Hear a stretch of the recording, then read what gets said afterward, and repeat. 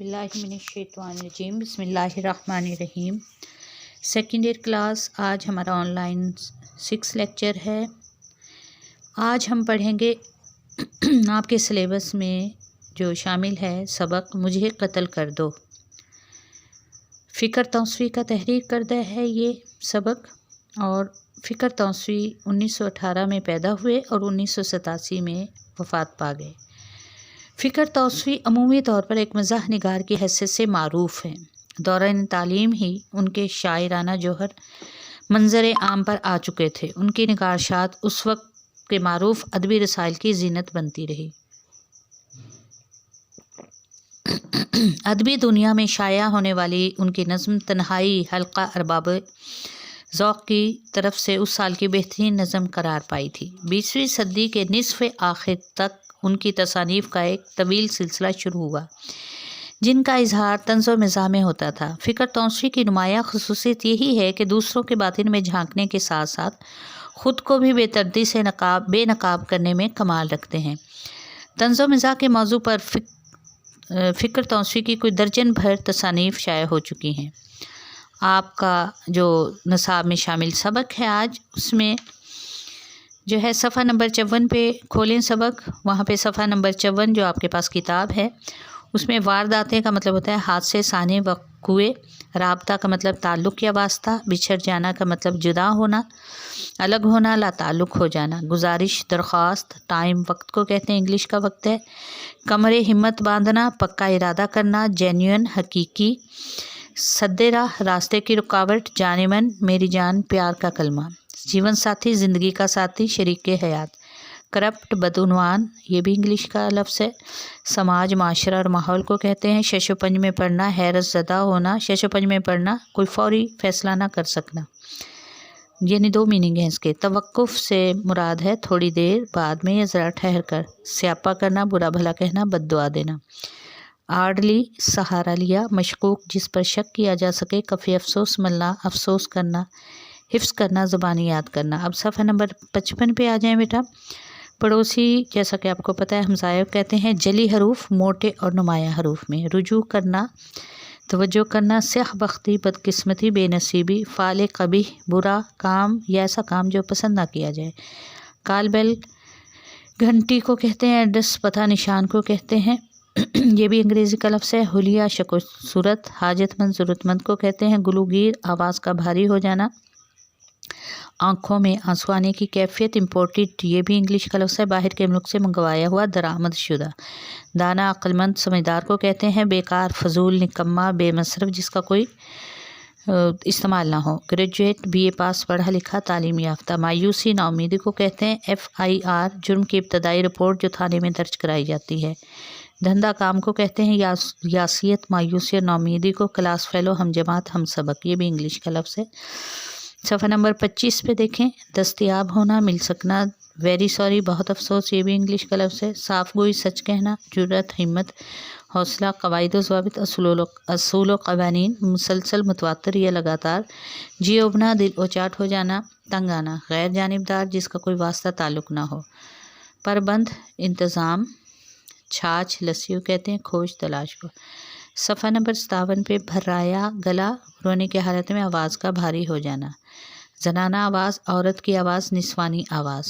गौर ज़ौक़, बदज़ौक़, जिसे सलीक़ा ना हो। गोल्डन चांस, सुनहरी मौका, ये भी इंग्लिश का लफ्ज़ है। मुतवातर, लगातार, मुसलसल। सरफराज करना, कामयाब करना। मुच्छल, बड़ी बड़ी मूँछों वाला। मुशफ़िक़, मेहरबानी करने वाला, मुशफ़्क़त करने वाला। पर लोग सुधारना, मर जाना, दूसरी दुनिया की तरफ कूच कर जाना, ये हिंदी का लफ्ज़ है।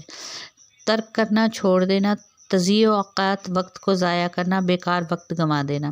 कर्ब, सख्त तकलीफ़, अज़ियत को कहते हैं। माला जपना, तस्बीह वग़ैरह पर मुहिम में कुछ पढ़ना। खूंखार, ख़तरनाक, खून पीने वाला। बेताब, बेकरार, परेशान, टाटा करना, हाथ हिलाना। सफ़ा नंबर 58 पे आ जाएं।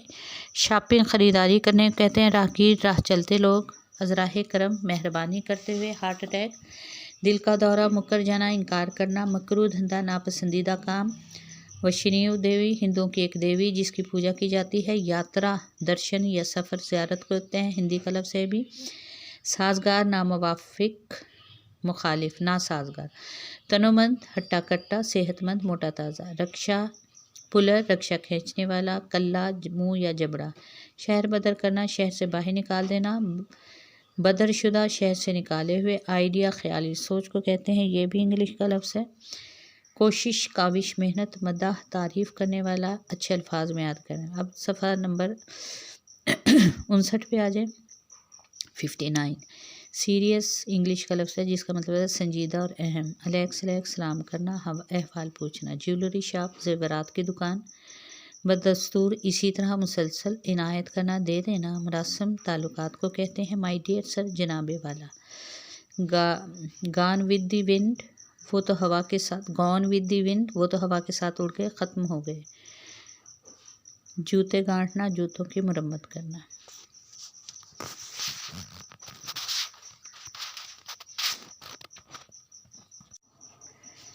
اس سبق میں مصنف کا کہنا ہے کہ شہر میں بڑھتی ہوئی وارداتوں قتل کی وارداتوں کے زیر اثر مصنف کے دل میں بھی خود قتل ہو جانے کی عجیب و غریب خواہش پیدا ہو گئی. اس نے سوچا شہر کے معاملے میں اس کا تعلق رہا ہے تو قتل ہونے کے معاملے میں کیوں پیچھے رہ جائے. چنانچہ اس نے دو ایک آدمیوں سے اپنی خواہش کا اظہار کیا تو اس نے ایک نے جواب دیا کہ آج ہی قتل کر کے آ رہا ہوں. ہفتے میں صرف ایک ہی قتل کرتا ہے، باقی کے دن عبادت میں مصروف رہتا ہے. جبکہ دوسرے نے کہا اس کے پاس وقت نہیں ہے کیونکہ وہ اپنے کام کے سلسلے میں وہ ایک سرکاری افسر کے گھر رشوت دینے جا رہا ہے. رشوت قتل سے زیادہ فائدہ مند ہے.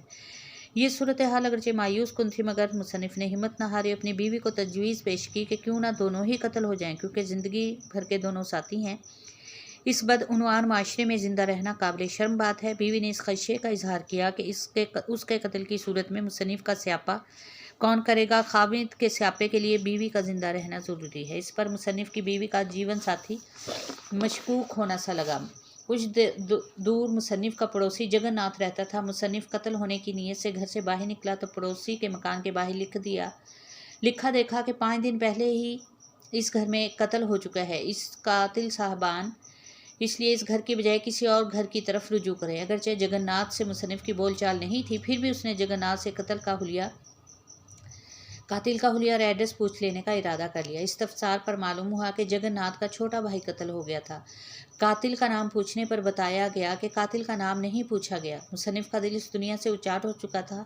لہٰذا اس نے کرائم برانچ کے رپورٹر شوبھانند سے رابطہ کیا مگر ٹیلی فون پر اس کی بیوی نے اطلاع دی کہ وہ تو 3 روز قبل خود قتل ہو چکا تھا.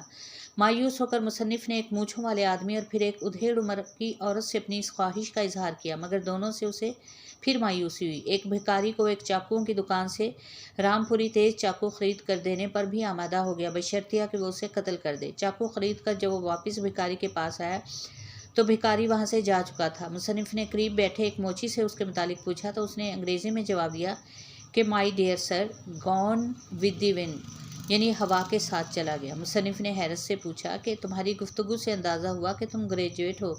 جواب ملا کہ گریجویٹ نہ ہوتا تو کیا یوں جوتے گھانٹتا.